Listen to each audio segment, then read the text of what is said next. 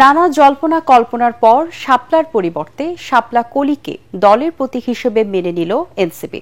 প্রধান নির্বাচন কমিশনারের সাথে বৈঠক শেষে দলের এমন সিদ্ধান্তের কথা জানান এনসিপির মুখ্য সমন্বয়ক নাসির উদ্দিন পাটোয়ারি।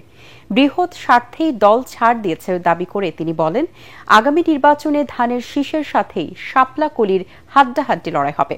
এদিকে ইসি সচিব আক্তার আহমেদ জানিয়েছেন, এবারের নির্বাচনে মোট ভোটার সংখ্যা 12,12,12,384। বিস্তারিত জানাচ্ছেন ইয়াসিন রানা।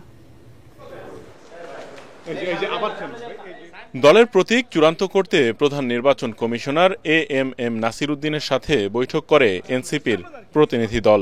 বৈঠক শেষে ব্রিফিংয়ে দলের মুখ্য সমন্বয়ক নাসির উদ্দিন পাটোয়ারি ইসির প্রতীক তালিকায় নতুন করে অন্তর্ভুক্ত হওয়া শাপলাকলিকে দলের প্রতীক হিসেবে পেতে চিঠি দেওয়ার কথা জানান। আমরা শাপলাকলি নিব, শাপলার কিন্তু আমরা এখনো ব্যাখ্যা পাইনি। নির্বাচন কমিশনের যে স্বেচ্ছাচারী আচরণ, কিন্তু এখন কি তাহলে আমরা প্রতীক নিয়ে পড়ে থাকবো? আমরা ইলেকশন ফেজে ঢুকবো না? তো সেই জায়গা থেকে আমরা বৃহত্তর স্বার্থ চিন্তা করে এই ডিসিশনটা নিচ্ছি। তার মতে নির্বাচনী মাঠে এবার ধানের শীষের প্রধান প্রতিপক্ষ হবে শাপলাকলি।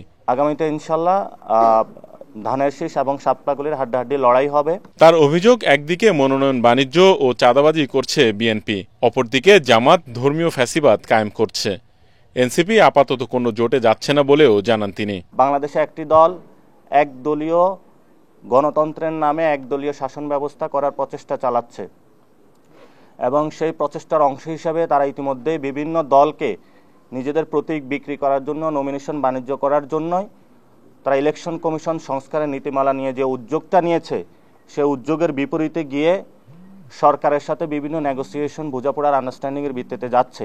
গণভোট নিয়ে জামাত বিএনপির পরস্পর বিরোধী অবস্থান থেকে সরে আসারও আহ্বান জানান নাসির। গণভোট নিয়ে হলো বিএনপি এবং জামাত হলো মুখোমুখি অবস্থানে রয়েছে। আমরা দুই দলের কাছে আহ্বান রাখবো যে আপনাদের এই ধরনের যুদ্ধ নির্বাচনকে ব্যাহত করবে।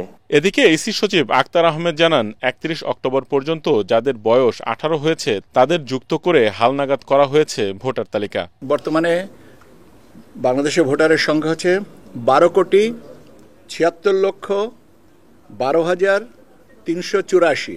ইসি সচিব আরও বলেন, দ্রুত দল নিবন্ধন প্রক্রিয়া চূড়ান্ত হবে।